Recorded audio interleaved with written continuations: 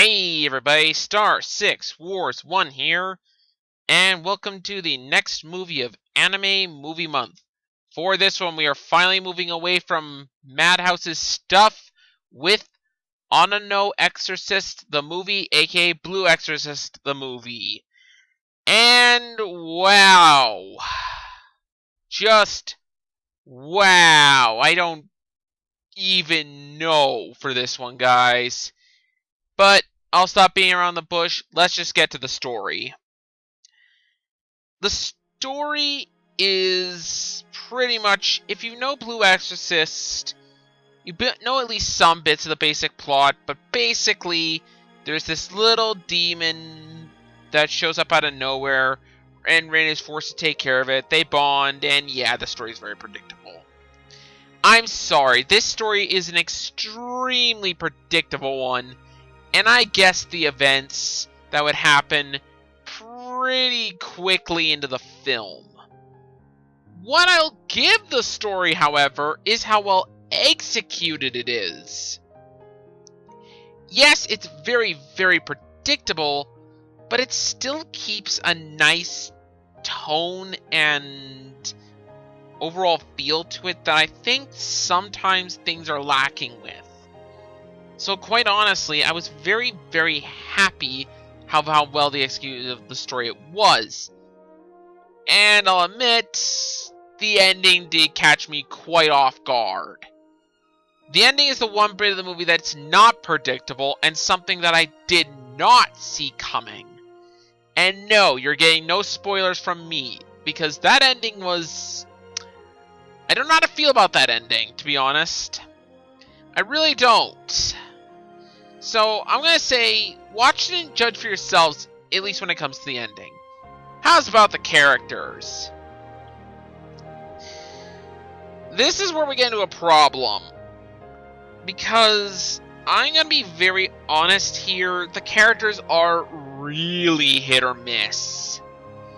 Rin is just as awesome as ever, and the new demon that Rin has to take care of is actually fairly likable and understandable.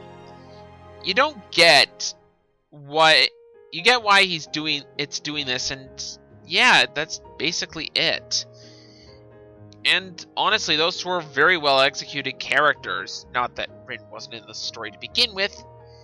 Honestly, I find that the both of them really take the heart of the story, which I'm very glad for. Unfortunately, the rest of the characters suffer for this. You know, in Blue Exorcist, the series, where there were episodes where the sidecast felt like they had nothing to do? They had really nothing to do in this film. And a lot of their inclusions, excluding Shiemi occasionally, were really, really forced and just contrived. This was a difficult one to watch with the other characters. And Yukio is actually even worse than he was in the series at times. It just... he didn't even feel likable this time around. And I didn't like that. It's like, yeah, he could be a bit of an ass at times, but you can still find the likability in him. This movie just... he feels more unpleasant than usual. Which is kind of a shame. What do I think of the dub? Just before we move on to animation. The dub's good. That's about it. It really, unfortunately, is kind of a lackluster performance, but with the Blue Exorcist, what were you really expecting? It wasn't a spectacular dub to begin with. It was good, but that's it. So I'm sorry to say it, guys. The dub's good. I recommend it, but that's about it. Notable performance, however, I will say, I know people don't like him a lot always. Bryce Papenbrook. He really fits the character of Rin. And to be fair, I can see why some might not like him. I generally don't care about him all that much. But he did a good job here. And he was, for a good chunk of the story, one of the only two characters I really gave a shit about, or liked. So he kind of helped. Next up, the animation. Actually, the animation's really good here. This was a fantastic animated movie, and one I'm quite happy to have seen. At least for the animation alone. It's a bit better than even in the series, in my opinion, but not by much. Next up is the music, and while it's not a very memorable soundtrack, it fit the tone of the show again, so again, no complaints, definite liking there.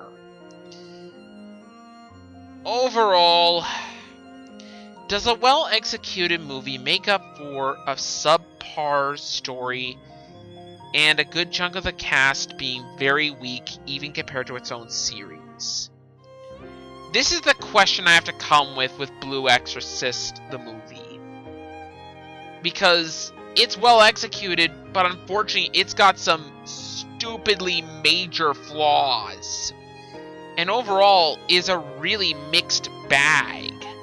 So, overall, it's like, if you're a fan of Blue Exorcist, I do recommend the film, because you will get something out of it. And honestly, I quite enjoyed some bits of it. And the ending, too. That ending, man. That's going to be one of those think for a while endings. But the problem is the side characters really, really hamper the story. And the story itself is rather simple. So, it's a rather mixed bag. Recommended for On and No Exorcist fans.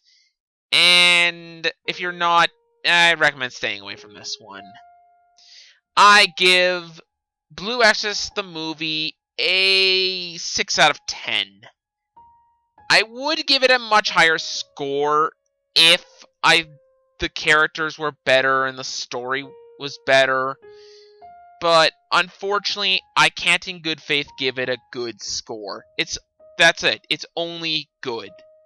And I wish it was more, but there you have it. Anyways, that's all from me. This has been Star 6 Wars 1, and I'll see you guys next time.